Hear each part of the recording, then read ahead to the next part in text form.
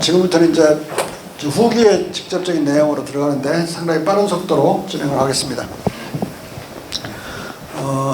고종은 러시아와 일본의 관계가 수상해지는 것을 느끼고 중립선언을 합니다. 중립선언도 대단히 어렵게 일본이 모든 유선 무선을 다 차단해가지고 해외에서 어렵게 산동반도에서 우리 영국 총영사관을 이용해가지고 전 세계 공간에 우리가 외교관계를 맺고 있는 나라들에게 전시 중립을 선언을 합니다.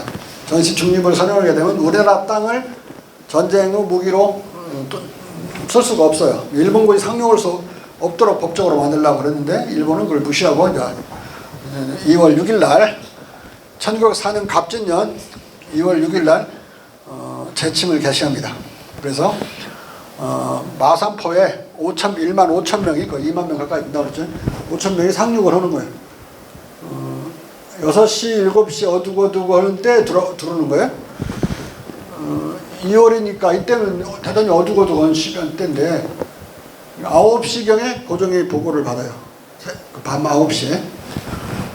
고민에 빠졌겠죠. 2월 9일 서울로 거기서 내려서 바로 마산포를 점령하고 접수한 다음에 서울을 향해서 직접 진격을 합니다. 그리고 경안 각지를 차례로 점령을 해요. 제침한 총 병력은 육군 4만 5천 명, 기타 수십 척의 해군 전함이 딸렸었다. 해군 전함이 상당히 중요한 게 얘네들은 당시에 해병대가 없었고 육전대라는 해병대와 같은 역할을 하는 육전대가 배에 엄청 실려 있는 거예요. 육군은 4만 5천 명 상륙했지만 어디에서나 전국 각지에 어떠한 식의 소요나 폭동이 일어나는 경우 원산이면 원산, 부산이면 부산, 인천이면 인천, 군산이면 군산 상륙해서 바로 전투를 수행할 수 있는 세력이 해군이었어요. 오늘날도 미군도 해군이 훨씬 중요하죠. 항공모함을 비롯하여 공군 병력을 다 가지고 있고 해병대도 갖고 있고, 예? 대부분의 전투기는 미 공군보다도 해군이 더 많이 가지고 있어요. 항공모함에서 이륙을 하니까. 해군이 미군도 중요하듯이 일본군의 주력은 해군이에요. 외국 해군은 인천 앞바다에서 2월 8일 오후 4시에 팔매도 수역에서 팔매 해전을 벌립니다. 러시아 해병들을 이제 거기서 항복을 시켜서 중립국으로 선언한 나라에서 전투를 수행한 것이기 때문에 놓아줘야 된다고 하는 제3국들의 개입으로 인하여 러시아 병사들을 포로로 잡지 못하고 더 이상 전투를 수행하지 않는다는 약속하에 고국으로 돌려보냅니다. 그리고 나머지 거기서 2개의 까라예스키아라고 하는 배하고 군함하고 더 큰 배를 폭침시켜요. 러시아 군인들이. 그 폭침된 그 까라예스키 전함을 최근에 송영길이 인천시장 때 인양을 했습니다. 그때 인양할 때 행사할 때 지금 러시아 대통령도 왔었어요. 그리고 러시아 교과서에 실려있대요. 그게 용감하게 팔매 해전에서 싸우다가 항복 않고 끝까지 싸우다가 먹은 걸로 해가지고 러시아 군인의 용감함에 상징도 실려있다고 그래요. 그러니까 그걸 몽땅 분해해서 가져갔어요. 전시해주는 건 모형이고. 외국 함대의 이제 공격은 8일날 늦은 밤에 이루어졌으니까 4시에 비하면 늦은 밤은 12시 정도인데 6시간 먼저 사실 세계사에 기록된 것보다 6시간 먼저 너희 전쟁은 일어난 거죠. 그리고 산전포고는 2월 10일 날 또 이 야식구리 연자들이 뒤늦게 이제 하는 걸 기습부터 하고. 외국은 1904년 4월 14일 갑진 외변이 일어나는데 이건 고종에 대한 분시 기도다. 고종을 불태워 죽여버리려고 그랬어요. 그리고 경원군 전체를 전소시킵니다. 거기에 우리의 이걸 아무도 몰라요. 근데 러시아 황제에게 보낸 비밀 친서에 그들이 나의 그 자연 발화라고 사기를 쳐갖고 나를 분시하려고 그랬다. 그걸 뭘 증거로 드냐면 4명의 거기 장교 극비 친서에 러시아 국내 진공을 수차 촉구하면서 이제 여기에서 처음으로 이제 그 호위무관 4~5명이 살해된 것을 말해줍니다. 이것을 증거로 돼요. 이건 자연 방어가 아니라 그냥 방어다. 목숨은 이제 어렵게 구하죠. 앞에서 을미외변, 민비 시해를 시해한 걸 을미외변이라고 그러고, 이건 갑진외변 4월달에 벌어진 거. 이 사건은 사람들이 몰라요. 러시아 문서에만 나와 있다고. 우리나라 문서에는 나올 수가 없죠. 일본군들이 완전 장악한 상황에서 나중에 있었던 사료가 있다 할지라도 모조리 고종실록은 일제 때 만들어진 거잖아요. 실릴 수가 없죠. 7월 23일 날 1894년 왕궁을 침범해서 장악한 것도 일체 고종실록에는 없어요. 한 줄도 안 나옵니다. 뭐라고 딱 짤막했냐면 조선군과 일본군이 우연히 충돌해서 일본군이 국내에 들어오는 일이 있었다. 침입도 아니고 그냥 입자예요, 입자. 이런 거짓말로 써놨죠. 그거 딱 한 줄이에요. 전쟁이 있었다. 한 줄도 없어요. 자, 여기서 이제 고종의 고민이나 여러분의 고민을 같아질 텐데, 이때 한판 붙는 건지 즉각 지금 당장 기다렸다 하는 건지, 이놈들이 중립을 선언했어도 무시해버리고 막 밀고 들어왔으니까 이미 침략은 벌어진 거죠. 중립국을 침범한 거니까. 국민전쟁의 준비와 개전을 하게 되는데요. 고종의 항전 전략은 러시아 주력군이 한국 내로 진공하면 한반도에서 러시아군과 함께 거국적 국민전쟁을 결전을 칠 것을 결정합니다. 자, 여기서 뭘 갖고 설득하냐. 니콜라이 황제에게 보낸 극비 친서에서 여기는 러시아군에게 다 우호적으로 생각하는 백성들만 있기 때문에 너희들이 여기 싸우기 엄청나게 좋은 지역이다. 그리고 너희들이 밀고 들어오면 일본군은 만주로 군대를 안 보내고 여기서 싸워야 된다. 여기서 싸우게 되면 한국군과 러시아군이 한편이 돼서 싸우게 되고, 안 그러고 너희들이 여기 안 들어오게 되면 너희들의 군대는 블라디보스토크와 만주로 나누어지게 된다. 35만 정도 됐거든요. 그러니까 20만 정도 블라디보스토크에 놔두고 30만 원, 25만 원 가지고 만주에서 대결하려고 하는 거예요. 근데 일본군은 블라디보스토크를 칠 생각이 없었어요. 블라디보스토크 대결은 한 2, 3개 연대 정도 보내가지고 함경도 근처에서 총싸움을 계속해요. 마치 공격을 것처럼. 그리고 주력은 만주에다가 집중하거든요. 그리고 한반도는 그냥 병창기지로 쓰는 거예요. 거기까지 실어 날르는 거죠. 여러 가지 군량이나 무기를 육로로 해가지고, 그리고 해군에 실어서 육군도 실고 육전대도 실어서 러시아의 주력 군대와 붙는 거예요. 그러니까 러시아 군대는 두 개로 쪼개졌죠. 이길 수가 없어요. 고종은 그걸 지적한 거야. 한반도로 두르면 두 군대가 하나로 합쳐질 수 있다. 그러면 35만인데 일본군 아무리 많아봤자 국내까지 합쳐서 24만밖에 안 되는데, 국내는 적어도 6만은 남겨놓고 왔을 거라면 기껏해서 18만인데 그 두 배가량 많기 때문에 36만, 두 배면 36만이죠. 35만이니까 한 두 배 정도 많아요. 질 싸움이 아니죠. 근데 그거 안 들어요. 수차 촉구하지만 너구는 국내 진공을 포기하고 만주와 연해주로 양분되어 패전하게 된다. 이게 근데 영국군 장교도 일본군을 따라서 종군을 하거든요.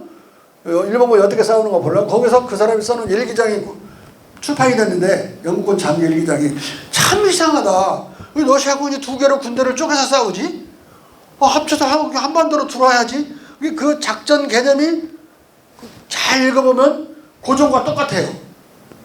이 러시아군은 멍청한 전략적 우둔함 때문에 이제 패전으로 가는데, 물론 다른 이유도 있어요. 국내에서 혁명운동이 나니까 싸우기 어려워. 근데 군대는 일단 군권을 받아가지고 전선으로 장군들이 와버리면 황제 말도 안 듣는 거거든요. 뭐 나중에 오든 말든 그냥 군대는 군대의 명령으로 움직이는 건데, 그렇게 따지면 뭐 혁명 때문에 졌다고도 큰 이유는 안 되는 거예요. 일단 군대는 혁명이 난지도 모르는데, 혁명이 나가지고 병사들이 막 동요했다 그러면 말이 돼도 병사가 알질 못하는데 무슨 뭐 혁명 핑계를 대. 러군의 국내 진공 불발로 인해서 고종은 어쩔 수 없이 국군의 중립을 명해 종전까지 전력을 보존할 것을 이제 명령을 하고 국민전쟁을 준비합니다. 국민전쟁이라는 말은 고종이 직접 쓴 말이 없어요. 우리 사료에 없어요. 근데 러시아 사료에 있는데 뭐라고 되어 있냐면 부세 나로도나야 바이나라. 바이나는 전쟁이란 뜻이에요. 부세는 모든 올 뜻이고 나로도나야는 국민이라는 뜻이에요. 올 내셔널 월을 하자고. 지금 고종의 친서는 없어졌고 친서를 러시아 말로 노역한 문서만 남아있어요. 거기에 고종이 제안을 하기를 쓴 말을 번역을 부시의 나르노라의 바이라라고 번역했어요. 이 시기에는 러시아 말을 잘 알아야 또 안 놓치고 다 읽어낼 수 있거든요. 이 말은 아마 고종이 국민전쟁이라는 말을 이렇게 했을 것이다. 내가 그래서 국민전쟁이라는 말을 여기서 따왔어요. 원말은 모르겠는데 러시아 말 그대로 보면 국민전쟁 번역이 옳다. 번역된 것을 다시 번역한 거죠. 결전을 준비합니다. 1105년 11월 17일부터 울산응약을 기점으로 국민전쟁에 돌입합니다. 그때까지 참아요. 이놈들이 어떻게 나오는지 보려고 강화조약을 할 때까지 참고 있다가 보니까 바로 이놈들이 울산응약을 강요하거든요. 그때부터 전쟁에 돌입하러 이제 밀지를 내리기 시작해요. 고종은 거의밀지를 발령하기 시작합니다. 그래서 국민전쟁을 개전한다. 거의밀지란 거는 들을 것자, 의는 의군을 일으켜라 라는 명령 밀지예요. 국사학에서 쓰는 말인데 거의밀지, 거의밀조, 거의밀칙 뭐 여러 가지로. 근데 거의는 똑같아요. 고종은 울산응약을 기점으로 거의밀지를 전국적으로 발령해서 최익현, 고광순, 민정식, 정한직, 김도현, 유인석 등 430명의 의방장이 전국적으로 거의를 하게 됩니다. 의병을 일으키게 돼요. 1905년 11월 20일 양력 12월 18일 고종이 면함 최익현에게 그를 도채찰사 그러니까 전군사령관으로 임명하면서 7도의 의군을 일으켜 지휘하라고 내린 애통밀조를 한번 읽어보세요. 자, 잠깐 그 이전 전기나 후기나 이 한반도에서 일어난 모든 의병이나 의군은 고종의 밀지를 받고 일어나지 않은 그것은 다 밀란이에요. 난민들인데 고종 동학혁명군도 1차 봉기는 난민이에요. 2차 봉기는 고종은 밀지를 받고 갔으니까 국군이라고 그랬죠. 근데 거기 거꾸로 잘못돼가지고 마치 의병은 임금의 명령도 받기 전에 국가가 부르기 전에 나서서 일어난 민군이다. 이렇게 정의를 잘못하는 게 지금도 통용되고 있어요. 말도 안 되는 소리예요. 유교 국가에서 지 맘대로 병장기를 드는 것은 반란이에요. 반란. 어떤 식으로는 임금의 명령을 받아야 됩니다. 그러니까 임금의 명령을 기다리면서 의병을 다 준비하는 경우도 있어. 그 다음에 문제는 왕의 밀지를 못 받으면 군량비도 확보도 못하고 동네 가서 부자들한테 돈 달라고 할 군량비를 달라고 할 명분이 없는 거예요. 왕의 밀지를 모르게 골방에서 살짝 보여주고 3,000성 내라 뭐 200성 내라 이렇게 하는 것이지. 그 다음에 그거 없이는 군사 병력을 모을 수가 없어요. 의기가 있는 사람이 몇 명이나 있겠어요. 한 동네에 2,000명 살면 한 10명이면 많을 거예요. 근데 임금님이 하라고 그런다 그러면은 10명 모일 놈 한 뭐 그래도 5,000명 정도 모이겠죠. 이게 있어야 밀지가 있어야만 사람도 모으고 쌀도 모을 수 있는 거예요. 첫 번째, 일단 첫 번째는 그게 없으면 허락이 안 나니까 반란이라고 그랬죠. 명분상. 밀지는 반드시 세 가지 이유에서 국군이 되기 위해서도 필요하고, 두 번째 병사를 모으기 위해서 필요하고, 세 번째 군량미를 모으고 무기를 만들 돈을 준비하기 위해서 필요하다. 근데 이것은 반드시 가져야 되기도 하지만 꼭 있어야 되는 충분 조건이 있는 거예요. 밀지는 필요 충분 조건인 거예요. 이게 차고 있어서는 안 돼요. 그걸 하라고 하는. 그 다음에 도장은 네가 다 팠어라. 언제 또 도장 내려보내줄 시간이 없잖아요. 도장 갖고 가다 또 들킬 수도 있고 일본 놈들한테. 그렇게 이제 뒤에 끝나요. 읽어봐. 애통하도다. 나의 죄악이 크고 가득해 황천도 돕지 않고 많은 백성이 도탄에 빠졌도다. 이로 인해 강한 이웃이 틈을 노리고 역신이 권력을 독단하고 있다. 4,000년 예의의 나라가 나의 때에 와서 하루아침에 겨냥의 땅이 되고 말았도다. 내가 무슨 낯으로 성별을 맺는단 말이냐. 나의 신락 같은 목숨은 아까울 것이 없지만 오직 종묘사직과 만백성을 생각해 이에 애통밀조를 내려 전 천정 최익현을 도 채찰사로 삼아 7도에 보내노라. 호선은 총이군으로, 호남은 장이군으로, 영남은 분이군으로, 관서는 용이군으로, 관동은 강이군으로, 해서는 호위군으로, 관북은 옹이군으로 삼아 각기 의방 지운 의군 훈령을 내세우고 양가의 재주 있는 아들들을 모두 소모관으로 삼으라. 각 군중의 인장은 모두 스스로 새겨서 도장 파서 쓰라고 그랬죠. 내려보낼 시간이 없어. 사용하고 관찰사라 군수로서 명령에 복종하지 않는 자가 있으면 우선 파직 처분을 내려 그들의 마음을 단일하게 만들라. 서울 경기 1로는 지미 구 군사와 더불어 사직을 위해 순사할 것이다. 옥새를 찍은 글을 비밀히 내리는 것이니 지시하라. 자, 그런데 이것이 왜 남아있을까요?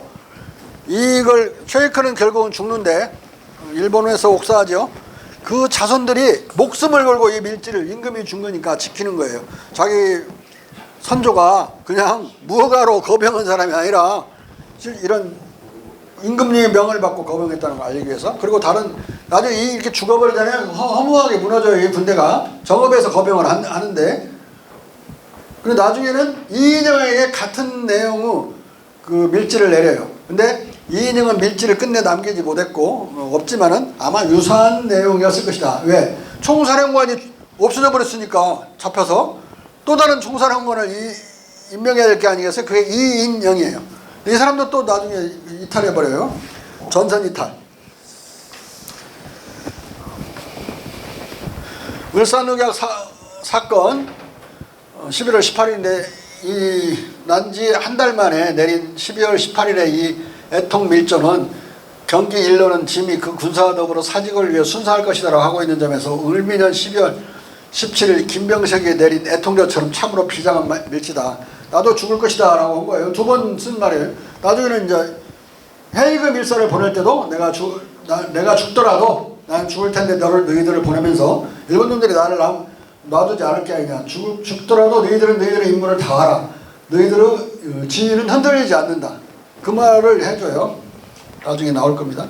고종은 1906년 12월 1일 대한매일신부에 을사늑약무효를 선언하고, 을사늑약이라는 말을 누가 썼느냐? 고종이 거기서 쓴 말이에요. 지금도 국사학계에서 이제 을사늑약이라고 그러는데 을사보호족이라는 말은 지금 없어졌어요. 을사늑약이라고 그런다. 강제로 매였다는 소리예요. 일제는 1907년 6월 헤이그 밀사 사건을 기원으로 7월 19일 고종을 폐위합니다. 헤이그 밀사 중에 한 사람이 고종이 자기들을 보낼 때 어떤 말을 했는지를 몇 증언을 로이터 통신에 해놓은 게 있어요. 좀 이따 보여줄 겁니다. 잔존 7,000명의 군대 해상과 국민전쟁의 본격화. 3만 명의 군대가 이 시점이 되니까 7,000명으로 줄어들었어요. 일본 놈들이 진주할 때마다 지방에 있는 준위대들이 있죠. 그걸 막 해산한 거예요. 지들 마음대로. 해상군인은 어디로 가겠어. 군대 해산 당일 대한제국 시위대는 무장봉기를 했다. 7년 8월 1일 날이요. 제1년대 1대대장 박승환 참령이 1일 아침 군대 해산에 항의해서 자결하고 나서 1년대 1대대와 2대대 1대대 1일 8일경 무장봉기를 해서 3일간 시가전이 벌어졌다. 피 튀기는 시가전이 벌어져요. 거의 일전일퇴를 하는 일본군하고 싸워서 거의 안 지는 싸움을 계속합니다. 근데 또 실탄이 또 떨어지고 총기가 망가져버려. 3일간 총을 쏘니까 총기가 망가져. 더 이상 고칠 수 없는 수준까지. 실탄 고갈로 전사 68명, 부상 100명, 포로 516명, 탈출 400명, 외군도 비싼 수가 사상됐다. 원주 강화진위대도 서울 무장봉기 소식을 듣고 봉기했다. 국민군의 성립과 연전연성이라는 글을 넘어가 봐요. 1904년 2월 6일 재침 이래 3년 동안 계속 해산당한 3만 국군의 다수가 민군과 결합했다. 그래서 친식 전력을 갖춘 국군 더하기 민군, 즉 국민군이 탄생했다. 국민군이 이제 국민전쟁을 수행하는 겁니다. 이때는 이제 군대와 군민이 구분이 없어진 거예요. 그래서 그 이전에 의병하고는 질적으로 수준이 다른 훈련된 신식 군대가 가담해서 한 몸이 됐잖아요. 일체가 됐기 때문에 전투력이 엄청나게 급상승한 그런 새로운 군대가 나온 겁니다. 그걸 국민군이라고 부른다. 이인영 고종의 밀지를 받고 아까 앞에처럼 말씀드린 것처럼 국민군으로 원수부 13도 창의대진을 결성을 합니다. 1940년 9월 17일 김구 인구조선과 조성왕 외무부장의 동록명의로 발표한 광복군 총사령부 성립보고서는 시위대가 복귀한 1907년 8월 1일을 광복군 창립일로 선언하고 있습니다. 광복군 총사령관 성립보고서. 박승환 대장의 자결총성이 울려 퍼지자 국군은 용감하게 싸움터에 떨쳐나서 나아가 적군을 크게 무찌르니 거리는 온통 피로 붓게 물들었다. 며칠이 안 가서 이 소식이 남한 일대에 퍼져 의병이 다시 들고 일어났다. 국군과 의병이 서로 힘을 합쳐 가는 곳마다 직접 적을 휩쓸어버리니 그 명성과 유세가 큰 파도처럼 호호탕탕했다.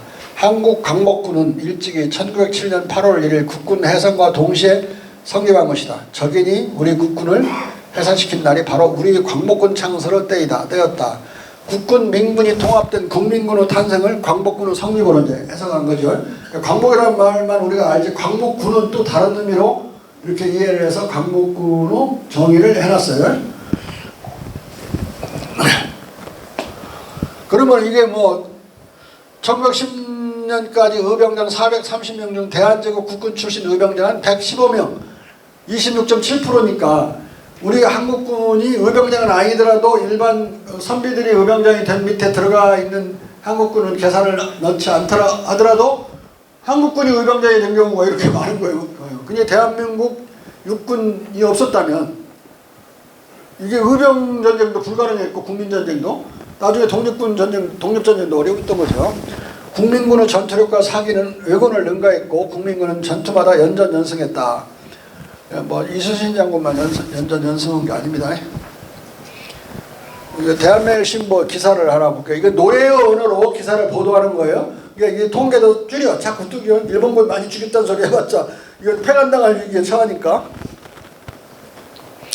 7년 8월 30일 보던데 강원 일대와 충북에는 의병이 없는 읍이 없고 또 한 곳에 모여있는 것이 아니라 혹 고봉, 일신곡, 혹 안변으로 거쳐 각처 파수하는데 일병이 감히 들어가지 못하고 저간에 의병이 산병과 기습병으로 습격도 하며 복병으로 돌격도 하고 혹 야습도 하며 일병을 살해한 수요가 1000명 이상이요 연사포 2문과 기관포 6문과 양총 1200에서 1300정과 군마 48도와 탄환 9태를 다수히 탈취했고 한 곱하기 한 4 정도 하면 맞을 거예요.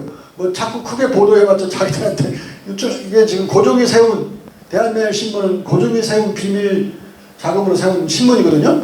그렇지만 이제 외국인이 사정으로 있어갖고 함부로 건들지 못한 상황이었을 뿐이니까. 일병은 새가 대적할 수 없다. 강원 충청 의병은 3만 명 이상인데 삼포수들과 민정이 기꺼이 따라 일일 증가하는 모양이다. 아까 삼포수 한번 등장했었죠. 삼포수가 어떻게 움직이는지 한번 보세요. 봉오동 전투가 연결되는 거예요. 이 삼포수가. 이는 과장보도가 아니라 검열로 인한 축소보도라는 걸 감안할 필요가 있습니다. 폐위된 고종은 무수히 이강년, 허위, 이인영 등에게 밀지를 내려 1907년 11월에서 2026년 27일 마침내 대한독립의군 원수부 13도 창의대지를 결성, 서울을 제외한 전 지역을 해방구로 탈환했다. 고종의 권위만이 전국을 커버할 수 있었고 순종은 의미가 없었어요. 고종은 일본에 의해서 강제 퇴위당했기 때문에 백성들의 마음속에 자기들의 임금은 순종이 아니고 고종인 거예요. 고종만이 거의 밀지를 내릴 수 있었다. 아까 고종이 무슨 그런 권위가 있었을까 겸려하던 쉬는 시간에 그렇게 묻던데 고종만이 그런 권위를 가지고 있었다. 그리고 모든 사람들은 고종을 다시 왕으로 황제로 만들려고 하는 복벽의식, 복황의식을 가지고 있었다. 대한매일신보 묘길자 보도도 뭐 다 읽어보지 않겠습니다. 소부들에서는 도저히 터블기 어려워서 지방을 내려갈 수가 없었어요. 일본인들이. 지방은 다 해방돼버린 거죠. 쭉 더 올라가 쭉. 그러나 이제 문제는 탄환과 실탄이 떨어지고 또 대포와 총기가 망가져요. 고쳐 쓸 수 없이 망가지니까 처음에는 돈을 짊어지고 가가지고 만주에서 이제 사왔는데 문제는 돈은 한 푸대 가지고 가는데 무기는 어마어마하게 규모가 크고 부피가 크잖아요. 가져오기도 하고 무겁기도 하고. 그래서 처음에는 뭐 한 100정씩 총 이렇게 가져오고 그러다가 도저히 안 되겠으니까 군대를 북으로 계속 북상시킵니다. 그러면서 나중에 만주로 넘어가서 4차 봉기를 준비하게 되는데 그 만주로 넘어간 그 시점을 이용해서 일본 놈들이 한일 병탄을 해버리는 거예요. 그 막간을 이용해갖고. 근데 만주에 가면 왜 대포와 총과 그런 수류탄, 실탄들을 살 수 있었느냐. 러시아군이 패전한 뒤에 니콜라이 2세가 이 새끼 패잔병들은 입국 못오게 막아버렸어요. 여기 굶어 죽게 생기는 거예요, 얘네들이. 그러니까 그 먹고 살라고 싸게 수류탄도 포탄도 막 만주에서 팔고 있던 거 그걸 산 거예요. 때마침 그런 상황이 벌어져. 그래서 그리고 어떤 러시아군의 막 수십 명, 수백 명 단위로 자기들이 우리 그 대한독립의군에 같이 편성돼서 같이 싸울 테니까 먹고 살 수가 없으니까 편성돼서 싸울 테니까 먹게만 해다오. 그래서 또 많이 같이 싸운 경우도 많아요. 러시아군과 같이 많이 싸운 거다. 근데 러시아 지금 우크라이나하고 러시아가 싸우고 있지만은 뭐 푸틴이 마음에 안 들더라도 우리가 러시아를 적대할 수 없는 이유가 그 이전부터 맺어진 1896년부터 맺어진 한 러시아 간에는 그 우호 관계가 있어요. 그 역사적으로 피로 맺어진 우호 관계를 쉽게 버려서는 안 되기 때문에 그렇게 우크라이나 편을 우리 정부도 함부로 들지 못하는 겁니다. 마찬가지로 우리가 역사적으로 맺은 다른 그런 공고한 우정을 늘 갖고 나가야지 함부로 훼손해서는 안 되기 때문에 역사를 잘 배워야 되는 거예요. 이 당시에는 딱 한 나라만 한국편이었는데 러시아였다. 러시아. 중국은 우리 편이라도 도와줄 수가 없는 총함자로 탈 수 없는 처지에 무력하고 가난한 중국이었고 미국 놈들은 빨리 등 떠밀어서 일본 아가리에 우리나라 집어넣으려고 혈안이 된 놈들이었고 영국하고 미국 놈들은 믿을 수 없는 놈들이 돼버렸고 프랑스는 러시아가 무력화되니까 자기들이 또 발언권을 잃어버린 상황이 있었고 프랑스와 러시아는 노블동맹 관계에 있었기 때문에요. 고종은 자 이렇게 되니까 이제 그러나 1909년부터 공군은 실탄 무기 고갈로 인해 실탄과 무기를 구하러 거의 다 만주로 북상 일전에 이 틈을 타고 1910년 8월 9일 병탄을 한다. 그래서 15년까지 국내에서 국민군이 항전은 계속됐다. 국내에서 싸움이 계속되고 또 국내 진공투쟁이라고 만주에서 의병을 계속한 우리 독립군들은 되는 거예요. 나라가 없어지고 난 데에서는 대한독립의군에서 의자를 빼요. 나라가 없어진 데는 대한독립군이 되는 겁니다. 의자 빼면 대한독립의군은 고종이 지어준 이름이죠. 앞서 13도 창의대군은 이인영이 지은 이름이고 임금은 대한독립의군으로 내려준 거예요.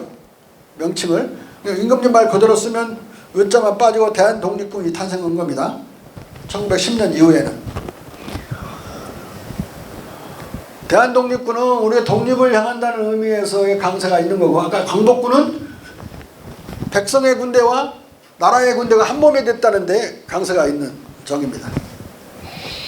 고종은 안중근에게 이제 그걸 의병투쟁도 다 수포로 돌아가는 것 같으니까 이또가 이제 서두르는 게 한국 병탄이란 말이에요. 그걸 지연시키기나 적어도 막업지 못하면 지연이라도 시키기 위해서 이또를 처단하는 그런 계획을 고종이 마음을 품고 안중근에게 밀명을 내립니다. 안중근은 두 가지 이제 이유에서 발탁이 되는데 하나는 국내 최고의 명사수였어요. 두 번째 존왕 의식이 강했다. 황제를 받드는 의식이 누구보다도 강했어요. 근데 엄청난 친일파예요. 안중근은 어마어마한 친일파다. 그 아버지부터 시작해서 엄청난 친일파고 김구가 동학군 할 때 동학군 진압으로 다녀요. 20살밖에 안 된 게 아주 경솔하고 건방진 친구였는데 너무 경솔해가지고 이름이 원래 응칠이야. 응칠이. 예? 응칠인데 아버지가 너무 이름이 방정맞으니까 좀 무겁게 살으라고 중군이라고 이름을 바꾸고 응칠이는 아명은 너는 자다 자. 너의 자는 응칠이다. 응칠은 이제 국두칠성의 응에서 감흥에서 태어난 아들이라는 뜻으로 응칠이를 지어준 거예요. 근데 이 왜 명사수냐? 그 당시에는 15,000명의 삼포수가 있었기 때문에 포수대회가 전국적으로 자주 열렸어요. 포수대회에서 맨날 장원해요. 나중에 이제 하가돼서 신천으로 이사 가는데 제2의 고향은 신천이 되죠. 신천에서 포수대회를 지가 열어요. 그런 거 지가 장원해. 웃기는 사람인데 그렇게 총을 잘 쏘니까 의병 투쟁을 해야 되는데 특히 이제 그 말도 안 되는 동양평화론 같은 거 여순 감옥에서 쓰고 그러잖아요. 그 말이 안 되는 게 그 11개인가 자기가 이또를 저격해야 될 11개 이유 중에 황후를 시해온 게 들어있어요. 그리고 황후 시해온 시점은 1896년인데 이미 그때쯤이면 일본 놈들이 떠드는 동양평화론의 실체를 알았어야 되는데 계속 신봉해요. 근데 거기에 큰 또 무더기는 뭐냐 그 논리는 동양평화론은 한중일 삼국이 단결해서 백인을 몰아내자는 건데 일본을 왕초로 모시고서 왜 우리 독립을 침해했느냐, 그래서 죽였다, 앞뒤가 안 맞는 소리를 이또가 해서 죽였다, 이런 식으로 돼 있어요. 이미 그 이전에 알았어야 되는데. 어디야? 10월 26일, 12월 26일. 네, 12월 26일. 10월 11호 김정규가 그 박정희 시해한 날도 10월.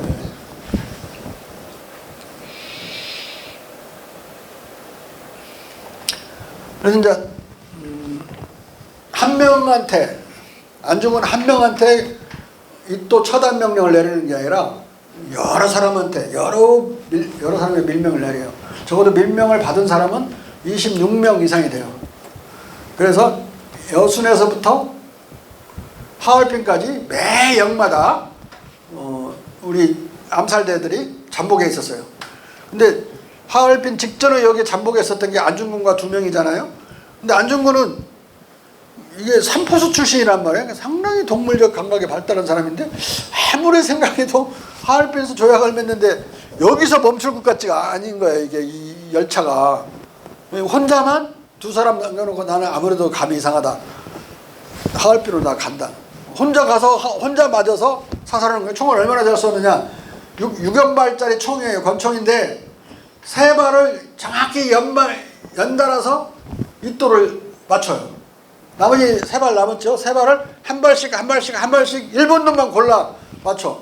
막 러시아 장병들하고 막 일본 놈이 막 섞여가지고 일본 고위층이 섞여 있는데 침착하게 땅땅땅 따당땅땅 3놈 쏘고 3번 쏘고 땅땅땅 3번 쏘아서 그 다음에 잡혀요. 그러니까 자기가 죽을 총알도 안 남아.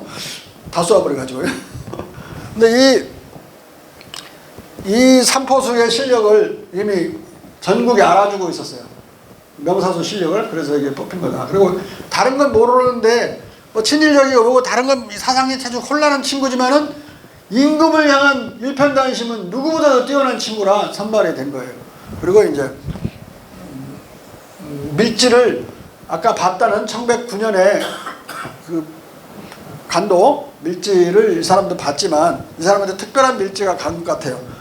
그날부터 정신이 나간 사람처럼 움직였대. 나 블라디보스토크 간다고.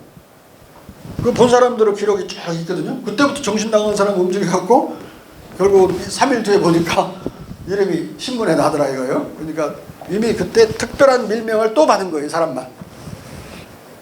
그리고 이제 돈은 만들어 써라고. 가다가 막 강도질을 해버려요. 우리 의병이라는 사람은 돈을 뺏어가지고 차비도 쓰고 그걸로 권총도 사고 막 이럴 정도니까 왕에 의해서 정당화된 뭔가 특허가 있었던 것 같아요. 아까 도장도 파스라고 막 그러잖아요, 왕이. 그 정도니까. 그래서 이제 조사를 망을 처음에는 삼포수라고 써놓고 자기 뭐 직업 내에 삼포수라고 써놓고 막 더 죽어보니까 대답하기를 자기는 참모중장이다 그래요. 대한독립의군 참모중장이다. 대한독립의군이라는 말하고 아까 제가 말했던 대한독립의군하고 통하죠. 의자만 빼면 대한독립군이야. 대한독립군 참모중장 별 3개야. 엄청 높죠. 아까 너 최아무개한테 총사령관직을 맡길 때 그 직책을 주잖아요. 그래서 똑같이 준 거예요. 국군 장교이며 자기 군사재판 해주지 이런다, 민간재판 안 받는다 이런 식으로 주장을 하죠. 가장 의문스러운 게 일본 놈 입장에서 누가 도대체 너를 참모중장으로 임명했느냐, 이게 이제 문제가 된 거잖아요. 그러니까 우리 김두성이라는 대한독립의군 총사령관이다, 이런 총사령관이.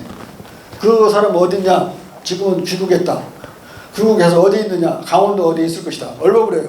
그래갖고 전국에 있는 김두성을 다 잡아들여. 이름을 김두성 가진 놈 잡아들였더니 어린이도 나오고 자기 절름거리는 놈 나오고 노인네도 나오고 48명이 잡혀갖고 엄청 고생을 하고 한 일주일씩 고생하다 풀려 나가는데 없어요. 잡다 못 잡아. 일본 놈도 결국 풀지 못하고 우리 국사학교도 풀지 못합니다. 이게 김두성 코드인데 뭐 다비치 코드만 알지 김두성 코드는 몰라요. 우리나라 영화인들도. 김이 아니라 금이에요.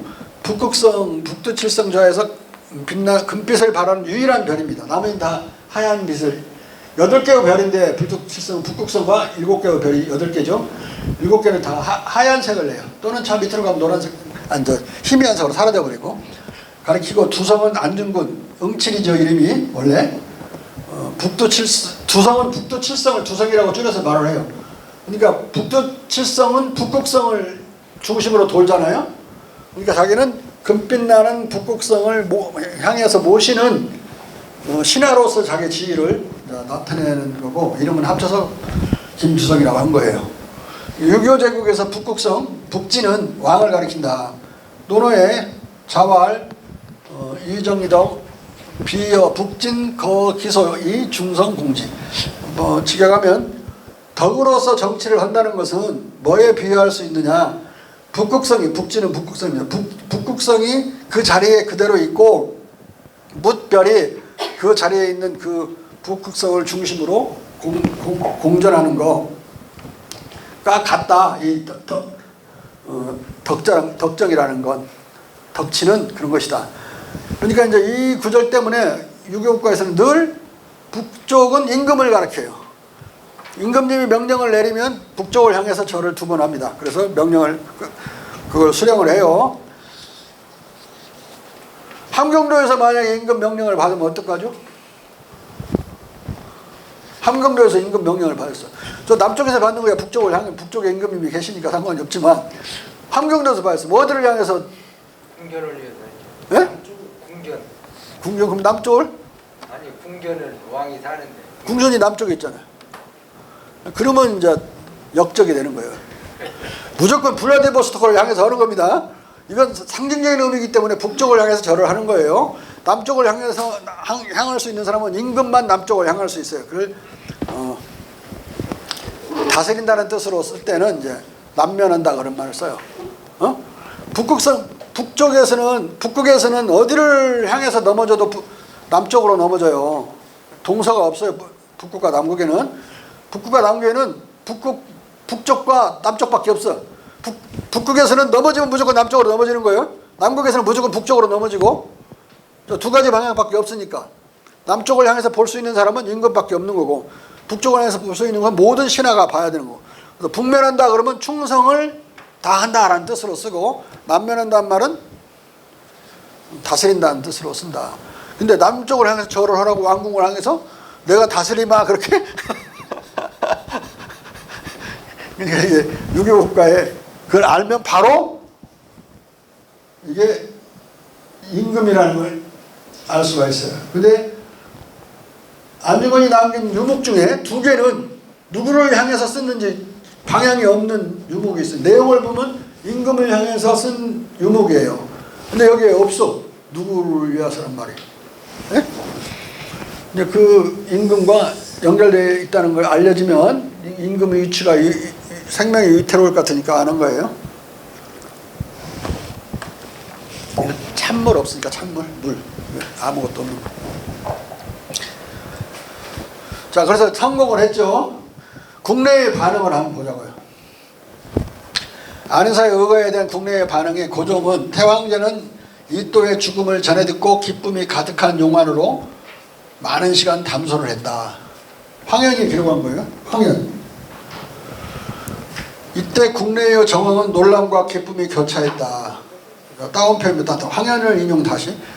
하루도 되지 않아 이 소식이 동서양에 비전해 만국은 다 놀랐으며 조선에 아직도 이런 인물이 있다고 여겼다. 그 보도가 서울에 이르자 사람들은 감히 통쾌하다고 칭송하지 못했으나 모두 어깨를 축겨 올리고 각자 깊숙한 방에서 술을 마시며 서로 경화했다. 저상일기라고 함양박씨가 6대에 걸쳐서 쓴 일기에 그날 일기를 내가 봤어요. 뭐라고 써놨는가? 근데 한마디 있더라고요. 서울에서 시민들이 밤새 축배를 들으라 술집마다 초만원을 잃었다. 안의사가 저격을 해서 이또가 죽었다는 소식을 듣고, 일본 놈들이 술집 10,000원 잃었다고 잡아갈 수는 없잖아요.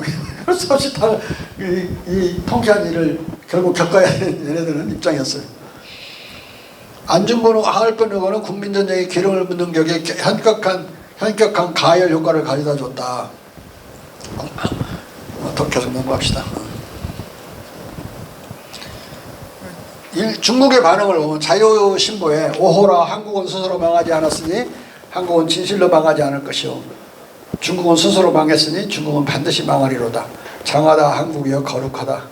한국어 협사여 라고 안중근의 애국심을 격찬했다. 노신이라는 사람이 있었는데 이 노신은 한자 잘 보세요.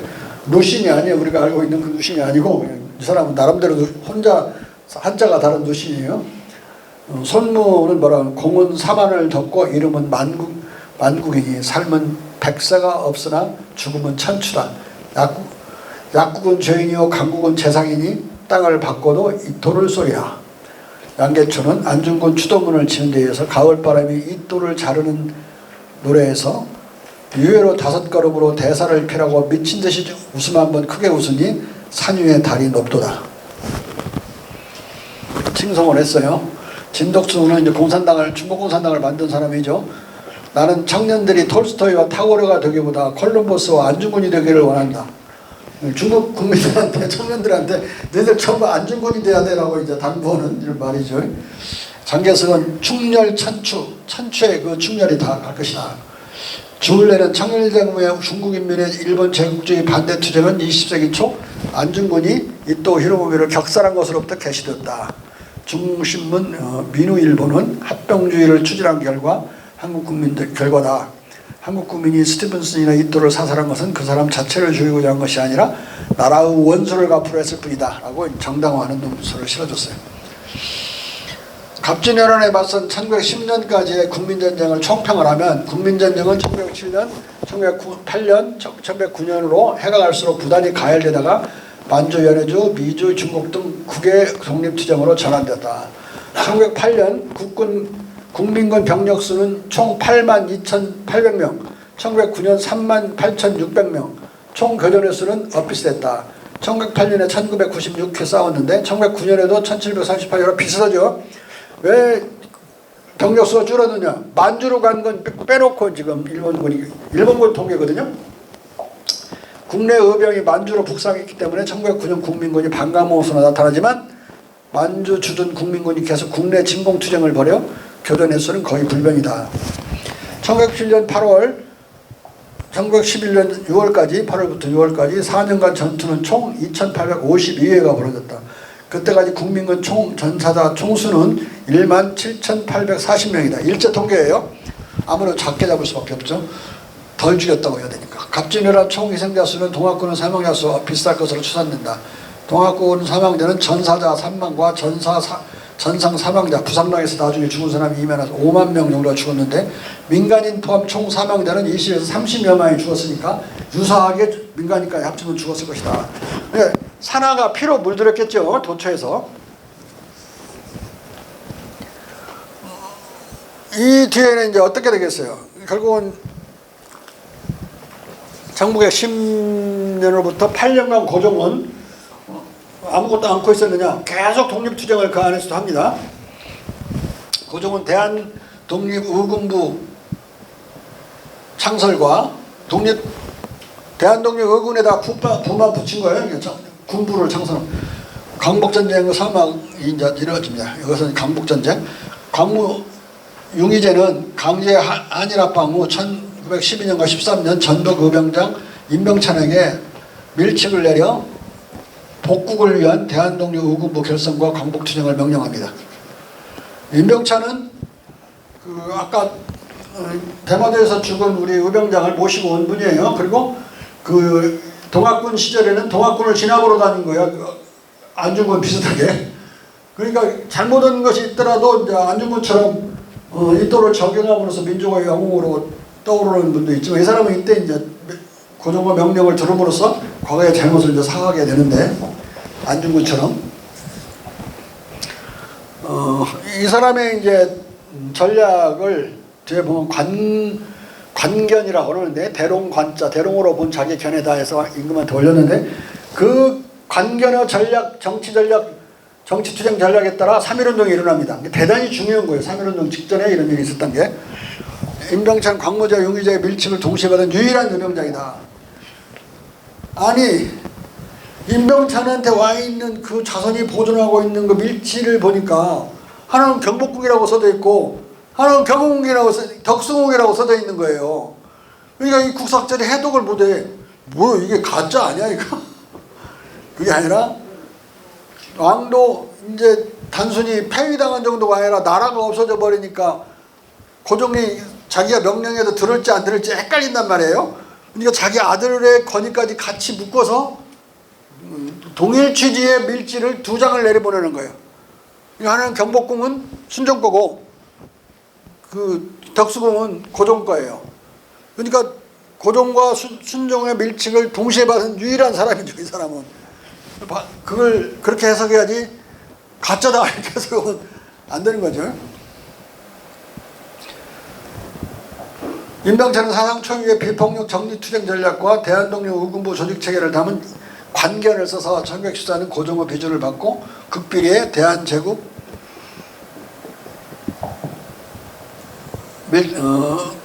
비밀정부인 대한독립의군부를 조직한다. 다 살로가 나오고 말아요. 결국은 임병찬은 죽게 된다. 여기서 중요한 건 관견이에요. 관견은 소견이라는 말이에요. 나의 소견은 그럴 때 나의 관견은 이렇게 자기 겸손하게 자기를 낮춰 말할 때 관견이라고 하거든요. 임금님한테 올리는 거니까 전략 전술설을 관견이라고 해서 올린 거예요. 거기서 핵심적인 것은 지금까지 모든 무력 투쟁은 실패했습니다. 전략을 바꿔서 일본군을 지배 비용이 극대화되도록 괴롭혀가지고 통치를 포기하게 만들어서 우리가 독립하는 길을 택하는 게 좋습니다. 그걸 정치투쟁 전략이라고 해요. 온 국민이 몽창 들고 일어나는 계기를 계속 만들어 갑시다. 근데 온 국민이 몽창 들고 일어난 건 고종의 죽음으로써야 온 국민이 대한독립 만세 운동을 하면서 일어나게 되는데, 그래도 이 관견 전략은 수백 부가 만들어져 갖고 전국에 뿌려졌기 때문에 이미 다 알고 있는 거예요. 나라의 중요 인사들은. 임병찬은 비록 죽었을 망정. 자, 넘겨. 자, 이제 중요한 일이 벌어집니다. 이건 아까 1915년에 벌어진 거지만 이건 이제 1918년에 무슨 일이 벌어요? 파리 강화회의가 열리게 돼요. 베르사유에서. 그러니까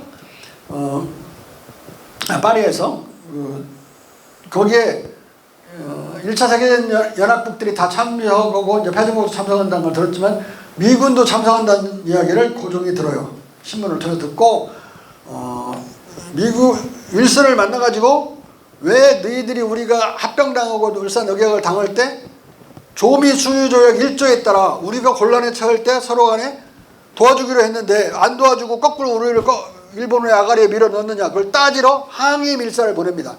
가서 우리 도와달라고 애걸 밀사를 보내는 게 아니라 항의 밀사를 보내요.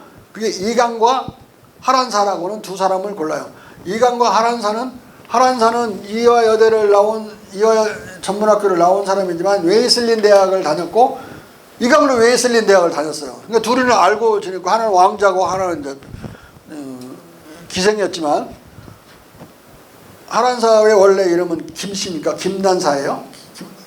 낸시라고 선교사가 이름을 지어준 걸 한자로 쓰다 보니까 난사가 됐는데 김난사와 두 사람을 묶어준 거예요. 왜냐하면 영어를 잘하기 때문에 김난사가 이강이 영어 잘하겠어요? 대충 하겠지.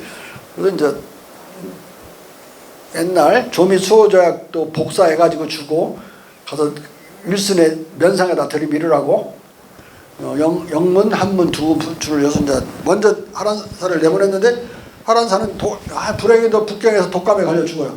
근데 이강은 뒤따라 가기로 했는데 결국은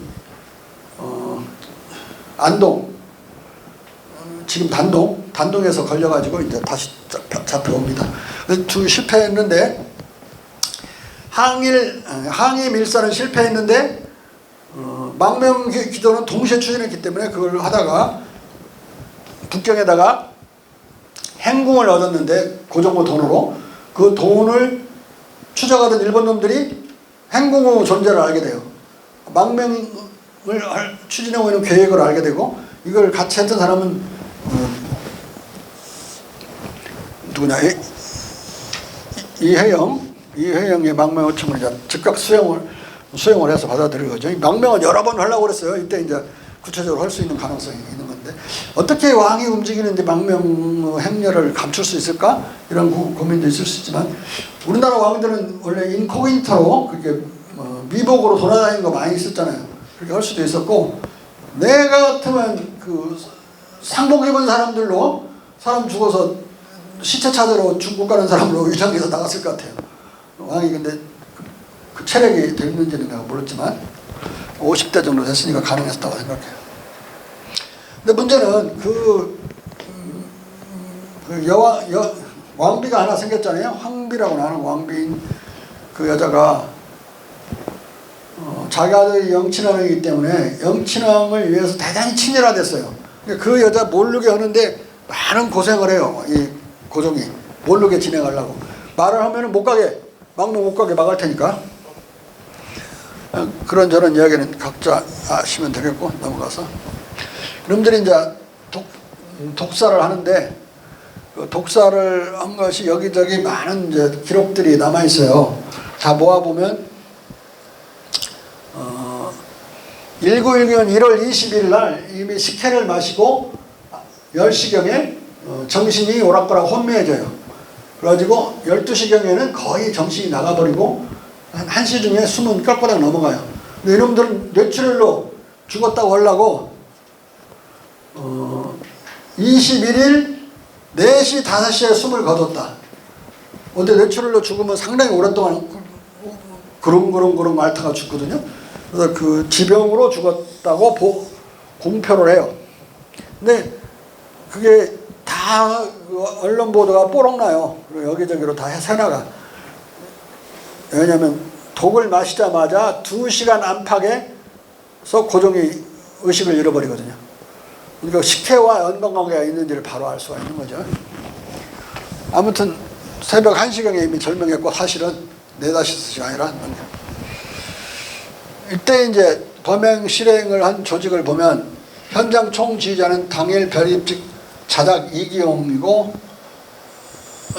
이완용이었다. 근데 우리 제야사가들 중에는 이 이완용이가 우리가 아는 역적 이완용으로 착각하라고. 요놈도 친일파에게 똑같이 친일파인데 이 더 큰 후작이 더 높은 놈 아니에요. 저 자작보다. 한자가 틀려요.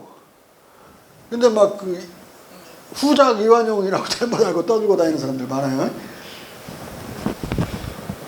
그리고 현장수 행동대장은 남작 한창수였고 당일 숙직 사무관은 한상.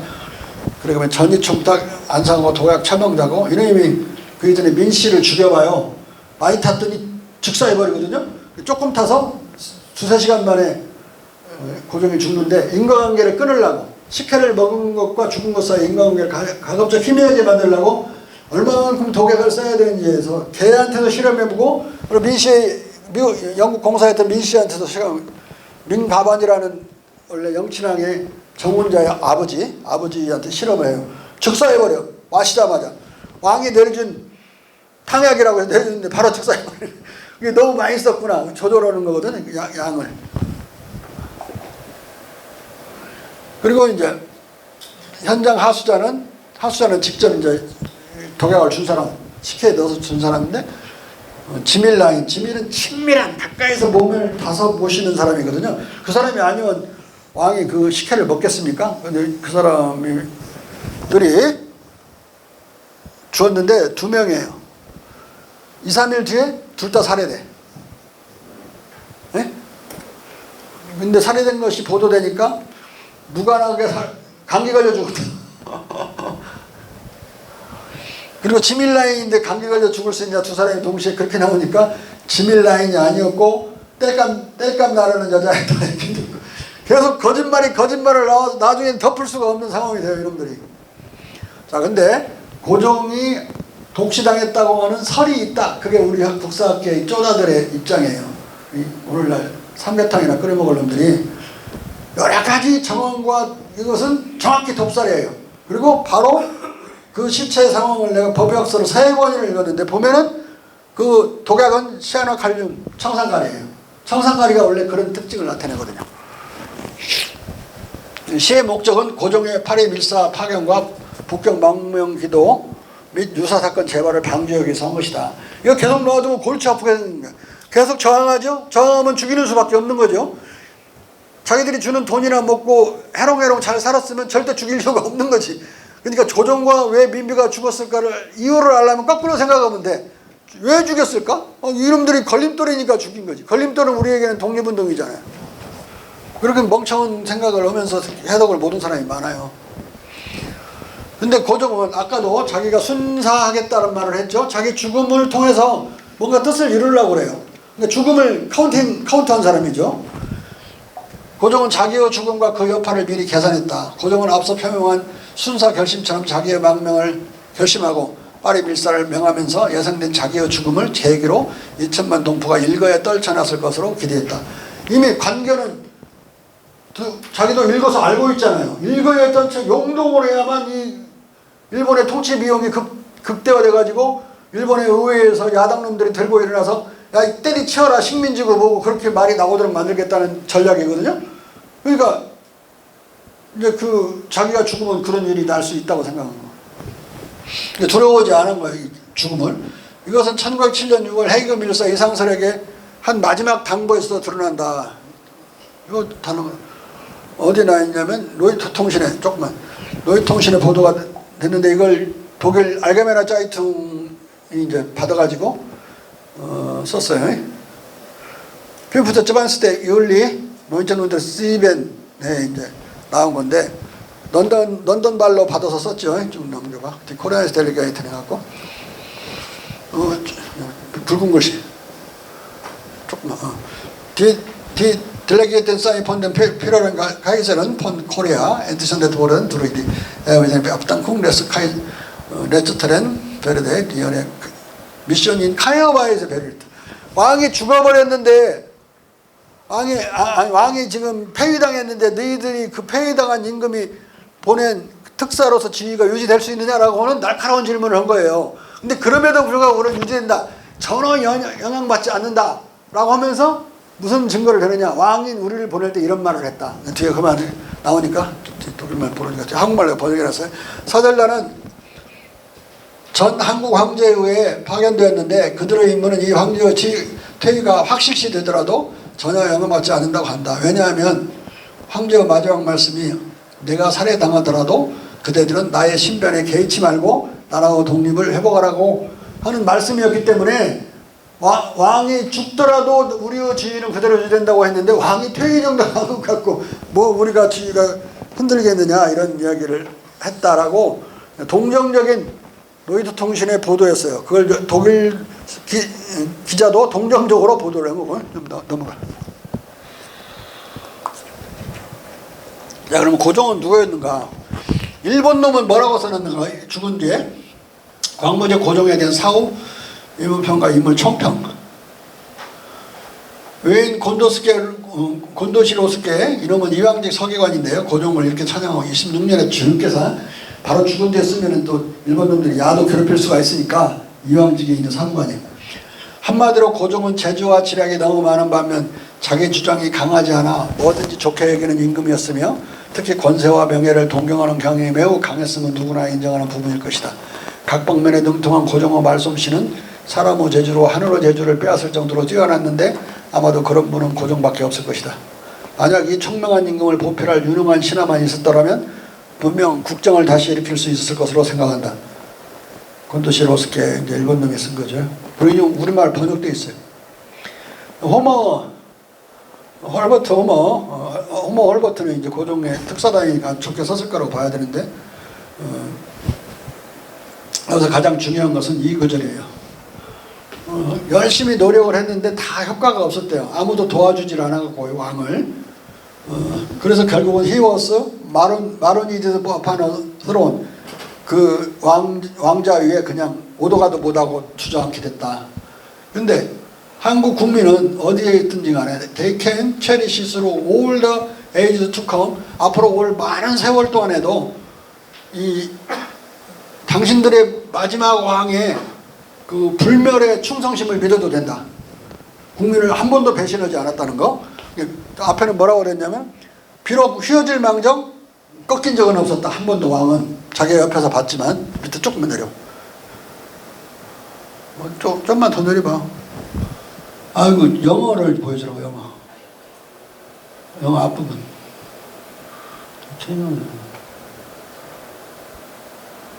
He bent but he never broken. 그는 기울어진 경우는 있었지만 이렇게 한쪽으로 이렇게 기운 적은 있었지만 부러진 적은 없었다.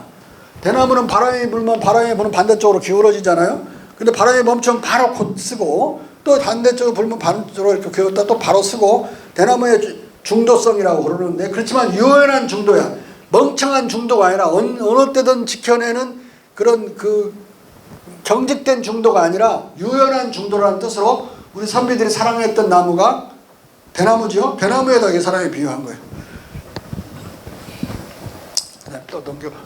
쭉 넘겨봐. 조금만 올라가. 내가 이제 황태현의 고정평가, 나는 어떻게 평가하느냐. 고종은 위압적 카리스마로 위협을 이루고 어이없이 주목을 받는 불꽃 같은 초인적, 초합리적 영웅 호걸이 아니었지만 파천왕의 절묘한 천재적 지략, 불그루 의지와 불임글 같은 무궁한 끈기, 과감한 용기를 발휘해 가보외란으로 패망한 조선을 대한제국으로 부활시키고 한국 영토를 광개토대왕 이래 최대로 넓히고 은근과 끈기로 적확한 감성과 치밀한 이성으로 자신의 죽음까지도 계산해서 최후 일가까지 싸워 기꺼이 민족 재단 앞에 목숨을 바친 민족 지도자다. 꼭 뭐 알렉산드나 이런 거 생각하지 말라 이거. 이렇게 치밀하게 싸운 왕도 있을 수 있는 것이고 알렉산더 같은 사람도 있는 것이죠. 고종이 이제 독시당하니까 온 국민은 고종의 독시에 공분했고 시골에 있는 선비들까지도 자기들 일기장에 고종의 독시에 대해서 써놨어요. 공분을 했고 들고 일어났고 고종의 밀지를 받고 일어난 두는 임병찬의 거족적 비폭력 정치투쟁 전략에 따른 거국적 용동으로 용상 있죠? 그 엮기할 때 두 종목이죠. 하나는 뭐하고 하나는 용상. 한번 이렇게 꺾어서 팍 일어나는 걸 용상 경기라고 그래. 게임 용상 들고 한꺼번에 터져 용소수침 친다 할 때 용이야. 용동으로 3.1운동을 전개했다. 국민은 고종독시 소식에 분기탱천 대한독립 만세를 절규했고 민족대표 33인정 동학지도자는 15인, 기독교인은 16인, 불교 2인, 성리학자 한 명도 없어요. 성리학자가 한 명도 없었던 이 사건 때문에 우리의 국립대학이 원래 성균관 아니야? 성균관이 국립대학이 못 된 거예요. 해보려고 하니까 발언권을 행사할 수가 없어. 왜 일본놈 대학이 국립대학이 됐지? 이상했을 거예요. 이런 일 때문에 그런 거예요. 동학교도는 350만이었고 천도교 측의 전국적인 운동 조직 자금을 전담했다. 천도교 측에서는 600만이라고 주장하고 이제 우리 국사학계에서는 350만 명이 600만 명이면 모든 성인 남성이 거의 다 동학교도인 상황이에요. 350만이면 절반 정도가 동학교도고 이때 기독교도는 10만 명. 게임이 안 되죠. 두 개가. 기독교에는 이름은 많이 들어서 16명. 동학은 겸손하게 15명. 이름 많이 넣는 거 많이 싸워요. 두 가지 방향에서 어떤 놈은 서로 들어가려고 그러고 어떤 놈은 안 들어가려고 그러고. 천연사는 글 쓴 놈 있죠. 김희동님 선언문은 안 들어가려고. 나 빼주면 선언문 쓴다. 넣으면 안 쓴다. 그래서 빠진 놈이에요. 3.1운동과 대한독립 만세 구호와 대한제국 광복의지의 표출. 3.1운동과 구호는 조선동 총독부에 부하하는 조선독립 만세가 아니라 대한제국을 회복하려는 대한독립 만세였다. 다시 한번 확인하고요. 그래서 대한민국 건국과 상해 임시정부가 수립이 되는데 4월 11일 날이에요.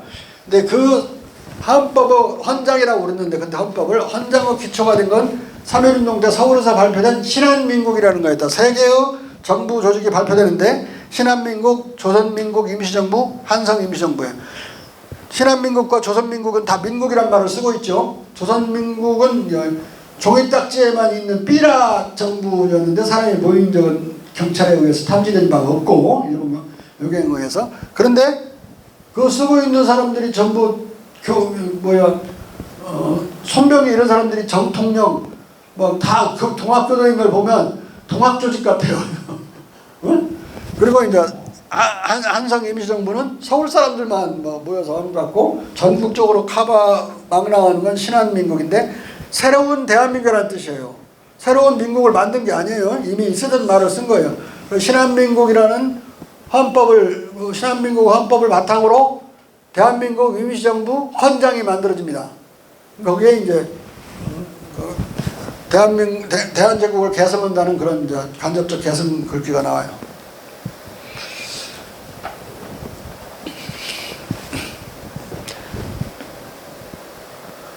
근데 이렇게 만들어졌는데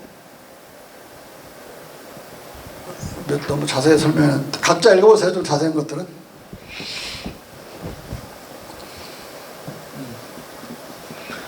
대한민국 정부는 임시정부는 세계의 유일무이한 임시정부였다. 이건 아까 말씀드렸고,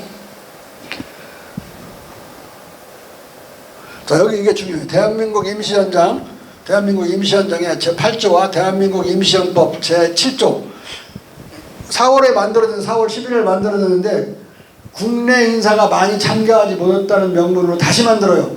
그래서 9월 11일 날 5개월에 다시 만들어졌는데 하나는 헌법이라고 하는 헌장이라고 그랬죠.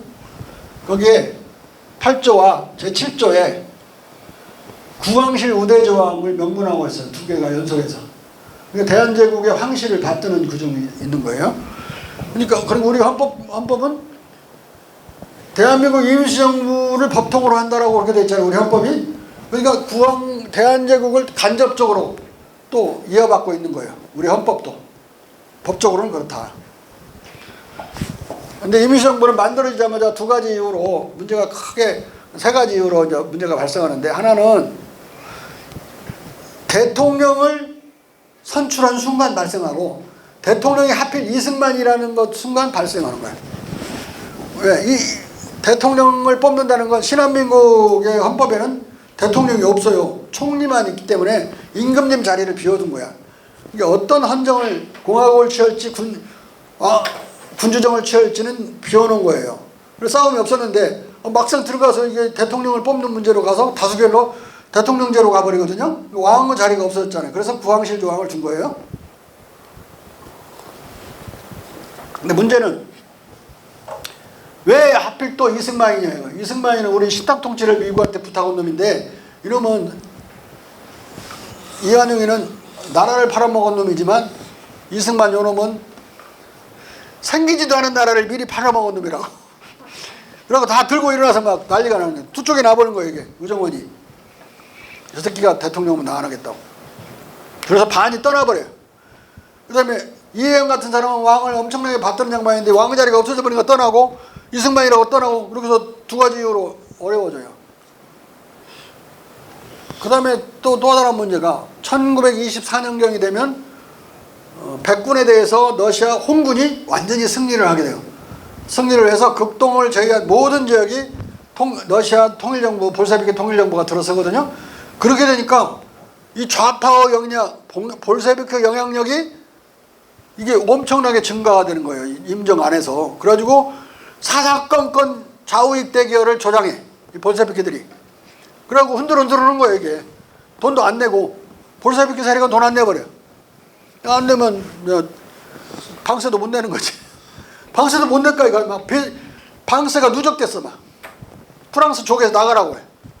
그 다음에 문제는 그 프랑스 쪽에조차 전부 그 중국 영토 안에 들어있는 건데 만보산 사건이라는 이간질 사건을 일으켜 일본 놈들이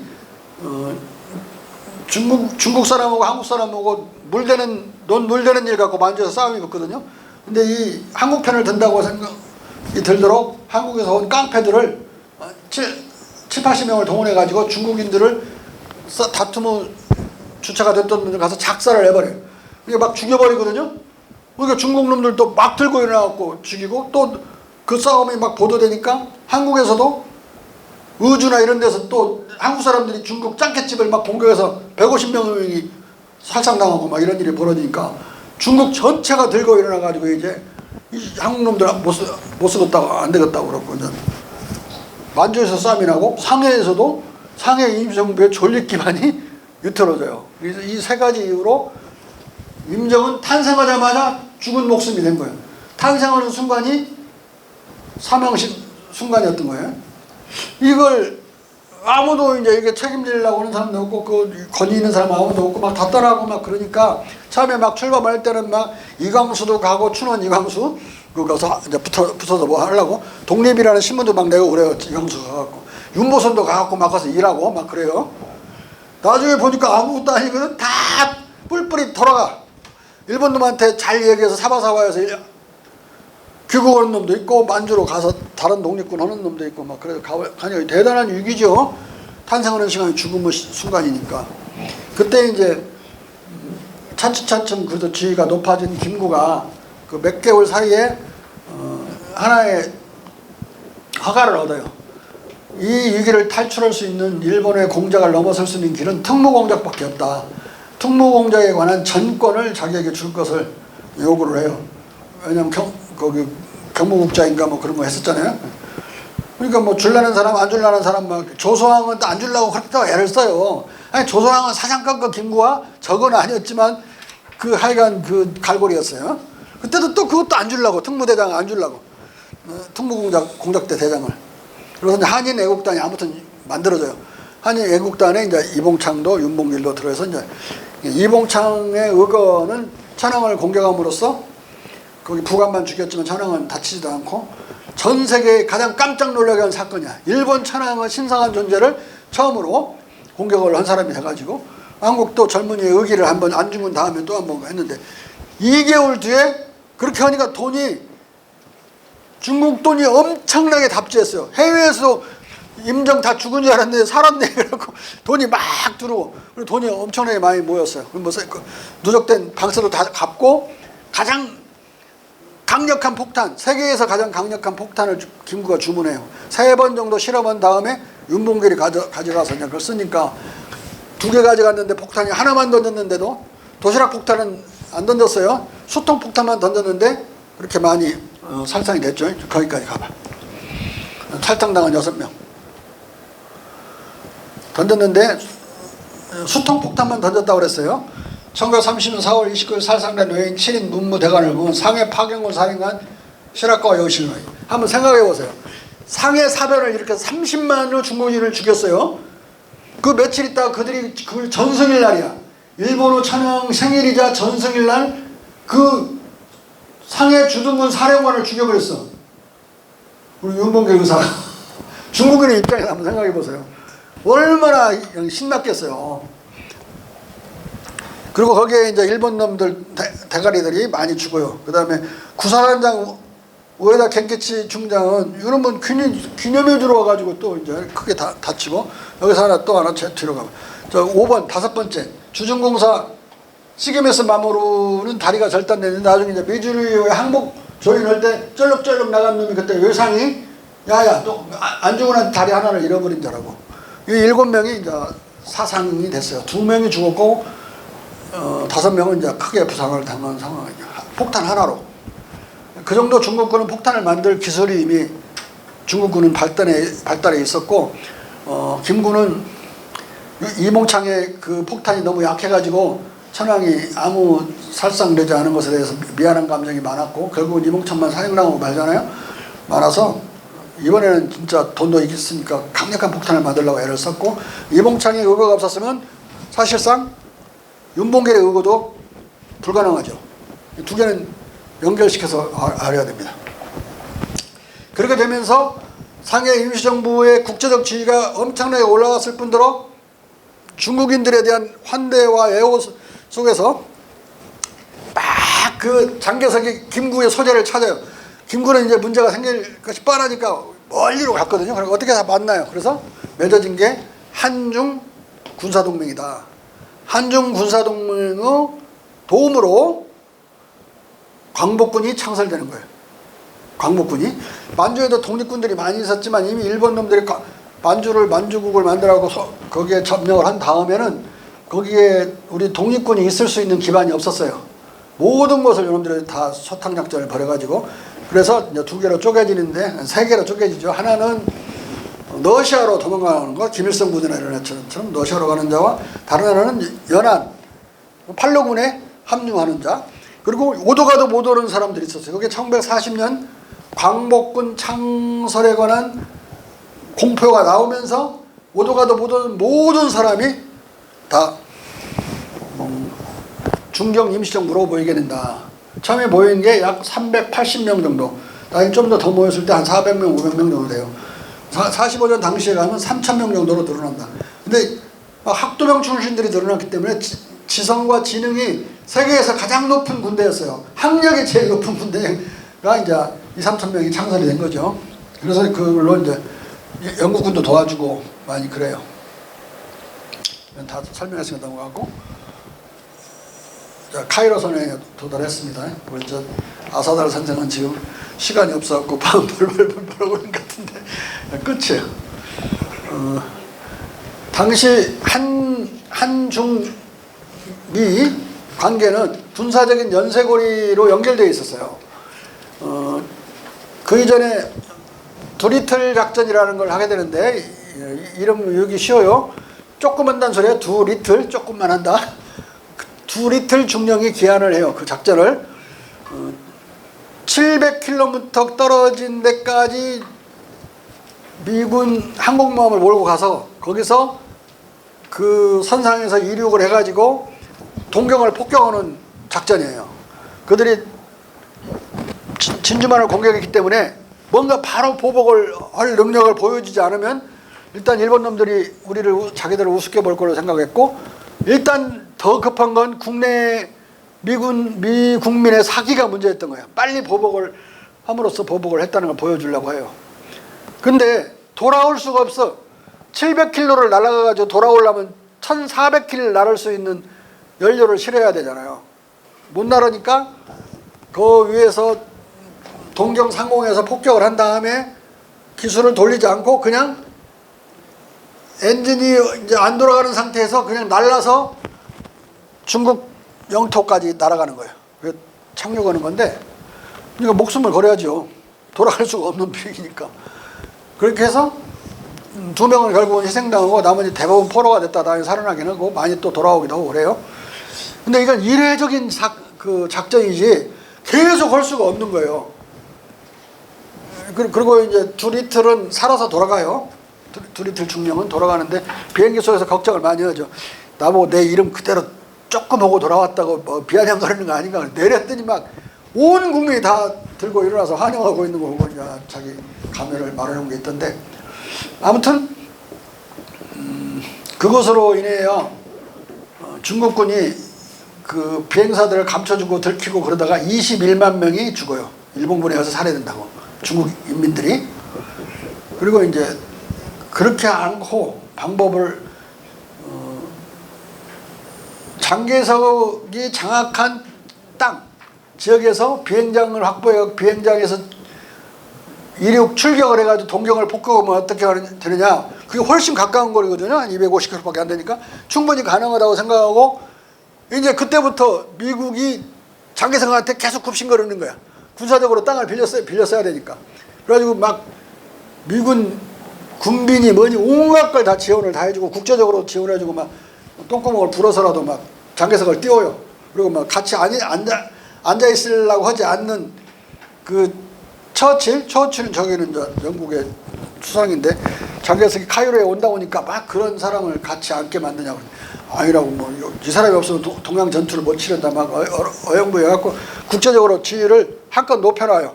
그래서 카이로 이제 회담이 성립하게 되는데, 그것만큼 루즈벨트가 장개석에 군사적으로 의존한 만큼 장개석은 또 그만큼 우리 광복군에 의존적인 거예요. 가만히 보니까 광복군은 싸움도 않고 한국 국적의 병사들이 일본군 안에 관동군 안에 많잖아요. 그러니까 그것을 살살살살 그 유무작전이나 꼬시는 작전을 해가지고 빼오는, 처음에는 2명, 3명 탈영병을 만들다가 나중에 20명, 30명 막 하다가 나중에 중대까지 탈영하는 사태가 벌어지거든요. 우리 광복군의 숫자는 학도군이 탈영해 오는 숫자가 늘어나는 거예요. 근데 중국군 입장에서는 안 싸우고 이기는 게 손잡이보다 최고잖아요. 그러니까 이 한국군 가벼이 볼 문제가 아니라, 한국군은 영어도 잘하지만 중국어도 잘하고 일본말도 잘하고 한국말도 잘한단 말이에요. 이 군대는 이 심리전에 가장 독특한 군대다 그래갖고 대단히 중시하고 그렇게 해서 일본군이 약화되는 만큼 중국 군대가 장악한 영역이 늘어나니까 그러면 그렇게 해서 나중에 추격을 했다가 미군이 돌아오더라도 넓으면 넓을수록 장개석의 영토 안에 추락할 가능성이 더 높아지잖아요. 미군의 생존율하고 광복군이 싸우는 것에 직결되어 있기 때문에 그렇게 또 군사적으로 의존적이에요. 이 연쇄적인 의존적인 관계 속에서 결국은 루즈벨트는 장개석이 하는 말을 다 듣게 돼 있고 장개석은 우리 김구 선생이 하는 말을 다 듣게 돼 있어요. 그러니까 나중에 이제 마지막 카이로로 떠나는 날, 카이로 선언은 1943년 11월 27일 날인가 맺어졌는데 떠나는 날 면담을 허용해요. 그 면담에서 신탁통치안을 반대하시오. 우리는 즉시 동의합니다. 미국은 40년 신탁통치 구상을 가지고 있었어요. 루즈벨트는 그것을 못하게 해주는 이제 부탁을 하니까 그 만나서 한국 지도자들을 보니까 너무 즉시 독립 의지가 강하니까 약속을 해요. 장개석이 가서 충실하게 그걸 이행을 합니다. 그래서 이제 카이로 선언문이 그 카이로 선언문 작성되는 날 하루 전날 골격이 다 쓰여져요. 카이로 선언문을 봅시다.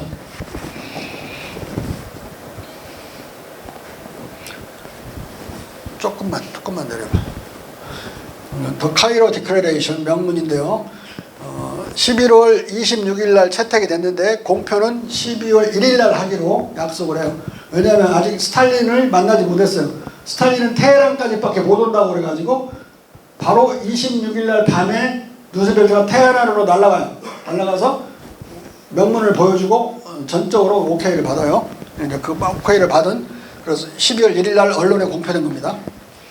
일본에 대한 미래의 군사학전에 관한 몇 가지 군사적 임무가 합의되었다. 일본이 1914년 제1차 세계대전 개시 이래 장악하고 점령한 태평양의 제도서를 박탈하고 일본이 중국인들로부터 절취한 만주, 대만, 평화도 등 모든 영토를 중국 인민에 회복시켜야 한다는 것이 연합국의 목적이다. 일본은 폭력과 탐욕으로 빼앗은 다른 모든 영토로부터도 추방될 것이다. 앞에 말한 새 강대국, 그러면 여기 일본은 여기 빼앗은 다른 영토인데 한국도 다 원상 회복된다는 소리죠. 앞에 말한 새 강대국은 한국 백성의 노예 상태를 유념하고 Mindset of the Enslavement of the People of Korea, 여기서 코리아가 한번 나왔죠. 적절한 시점에 In due course 한국이 자유독립할 것을 결의한다. Korea shall become free and independent. 또 코리아가 또 나왔죠. 여기 다른 나라 일본 말고는 나오는 게 없어. 이 친자국 빼고는 자기들 나라조차도 위에서 말한 새 나라라고 돼 있지 자기 나라 국명이 안 나와요. 이런 목적들을 염두에 두고 새 연합국은 일본에 무조건 항복을 야기하는 데 필요한 심각한 장기 작전을 계속 견뎌낼 것이다. 자, 이걸 분석적으로 보자고요. 국석자들이 이 명문을 분석을 못해요. 뭔 뜻인지를 몰라. 그냥 한국말 검은 것은 글씨요, 하얀 건 종이라는 소리밖에 몰라. 선언의 세 가지 특별한 점. 일제 점령하에 동아 9개국에 대한 언급 없이 한국만 이해나 특징하고 있죠. 이것은 윤유사의 의거 이래 임정의 존재가 국제적으로 각인되었고 장개석이 임정의 즉시 독립 방침을 카이로 선언에서 적극 대변했음을 증명하는 것이다. 그래야 카이로 선언은 사실상 코리아 선언이나 다름없는 꼴이 됐어요. 예? 나머지는 그냥 부도 조항처럼 되어 있고 한국을 자유독립으로 만들기 위한 조항처럼 서포트 조항이 돼버린 꼴이 됐어요. 문장 구조로. 태양계 고정의 두 번째 특징은 서북관도와 북은각지 인민에 대한 치교에 오로지 독립이라 나라이고 오로지 자유라야 백성이라는 자유독립 구절이 코리아 shall become free and independent로 반복되고 있다. 계속 모든 우리 독립군 임시정부 문서에 다 이렇게 되어 있기 때문에 거기서 또 김구가 장개석 만났을 때도 또 그렇게 계속 변했을 게 아니에요? 장개석은 다른 방법 없지 거기 왜 했다가 내뱉는 수밖에. 그러니까 이 명문이 여기 고종황제의 명문이 들어가 있는 거예요. 한인애국단 선언문과 광복군의 재문서에서 반복되던 치교의 이 구절이 장개석을 경로로 카이로 선언에 그대로 삽입됐다. 앞에 그 치교에 광복이란 말이 나왔었죠. 나중에 군대 이름이 광복군이 되죠. 그 치교가 대단히 중요한 치교예요. 그 북관도에 서북관도에 보내는 치교가. 적절한 시점, 인듀 코스라는 모호한 표현. 원래 이 표현은 루즈벨트와 그 참모가 썼을 때는 at the proper moment라고 되어 있어요. 딱 한 구절을 고치는데 처칠이 받아서 읽어보고 인듀 코스라고 고쳐요. 수건데요. 적절한 방법으로가 아니라 적절한 과정도 아니고 적절한 때라는 소리예요. at the proper moment나 똑같은 말이야. 근데 대단히 부드러운 우리 그 영어죠. at the proper moment는 그야말로 그 대학생들 영어고, 근데 조교나 쓰는 영어 정도 될까요? 적절한 시점은 군사적으로 보면 즉시 종전을 뜻하지만 정치적으로 보면 정치적 성숙 시점을 뜻하고 그때까지 신탁 통치를 할 여지가 남아있는 거예요. 이 표현 안에. 루즈벨트는 양보하는 척하면서 모호한 표현을 집어넣는 트릭을 부렸다. 주제되시피 미국은 1940년 12월 16일 모스크바 삼상회에서 관철시킨 3년 신탁 통치 방안은 김구가 중경 반탁 투쟁의 연장선상에 다시 거국적 반탁 투쟁을 벌여 분쇄해버렸다. 미국 신탁 통치론자들은 루즈벨트죠. 결국 김구 주석에게 2번 연패한 셈이다. 왜 3년 신탁 통치하니 가결되느냐. 모스크바 삼상회에서 5년을 들고 나서 미국이 영국하고 러시아가 소련이 반대하는 거야. 반대하니까 이제 결렬돼 버리게 된 상황인데, 그 결렬되면 안 될 것 같으니까 러시아 쪽에서 타이완을 낸 게 3년 신탁 통치. 그렇게 하니까 3년이 후딱 지나갈 것 같으니까 영국도 오케이를 해요. 3년 신탁 통치안이 이제 나왔는데 동아일보가 오보를 해요. 소련이 3년 통치 신탁 통치를 주장했다고. 그렇게라도 만들어준 게 소련인데 소련이 이제 악행이 돼갖고 난리가 납니다. 그리고 이제 반탁 투쟁이 벌어지는데 오해 속에서 벌어져.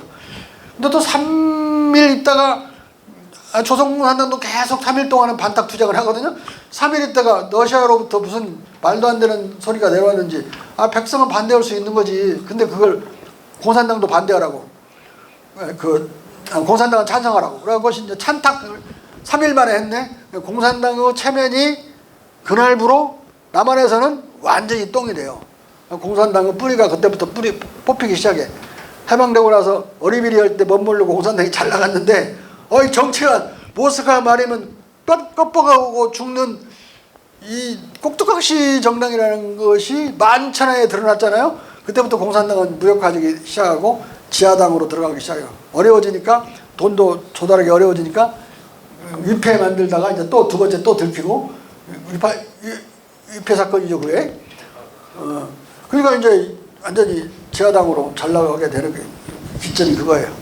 아무튼 다시 돌아보면 카이로 선언이 우리를 독립하게 만든 국제적인 최초의 문서예요. 그 이후에 포츠담 선언이나 그다음에 뭐 얄타 회담 선언이나 이런 것들은 카이로 선언을 확인하고 카이로 선언을 리컨펌하고 계속 확인하는 주요 대목에서는 그런 선언문들이기 때문에 결정적으로 중요한 건 카이로 선언이다. 여기서 한국의 독립이 약속이 된 거죠. 자유독립이. 그래서 수훈자를 찾아야 돼.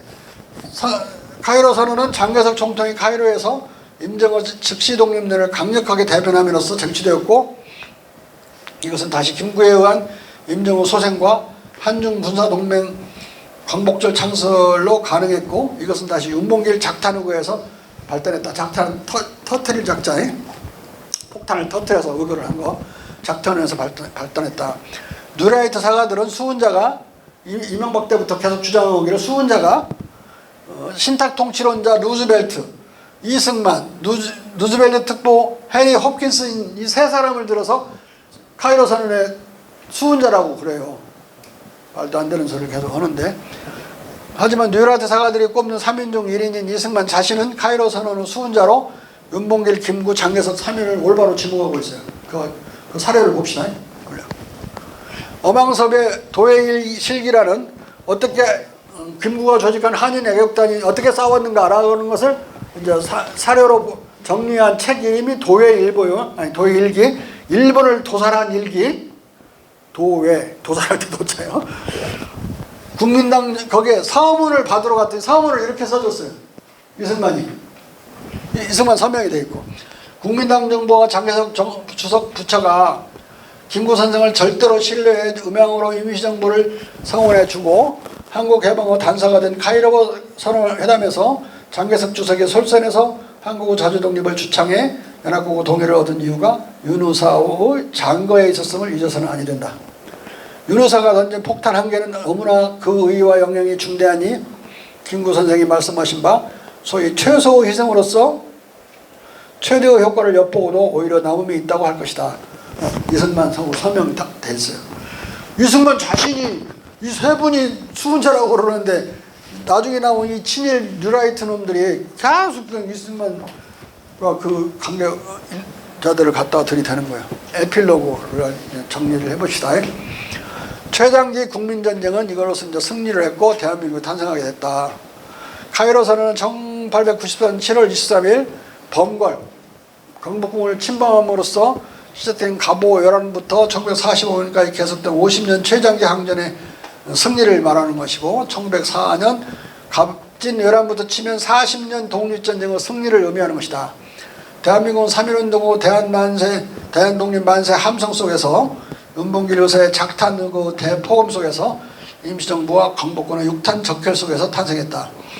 육탄과 적혈로 쟁취된 카이로 선언은 국민전쟁을 위한 광복전쟁의 승리와 대한민국의 탄생을 알리는 국제적 최초의 승전보였다. 내 소원은 뭐냐? 대한제국 기념사업회를 만드는 거다. 여러분들도 좀 도와주셔야 됩니다. 아사달 전쟁도 마찬가지고. 참고문은 쭉 뒤에 보시면 되고 이걸로 저희 강의를 허둥지둥 마치겠습니다. 자,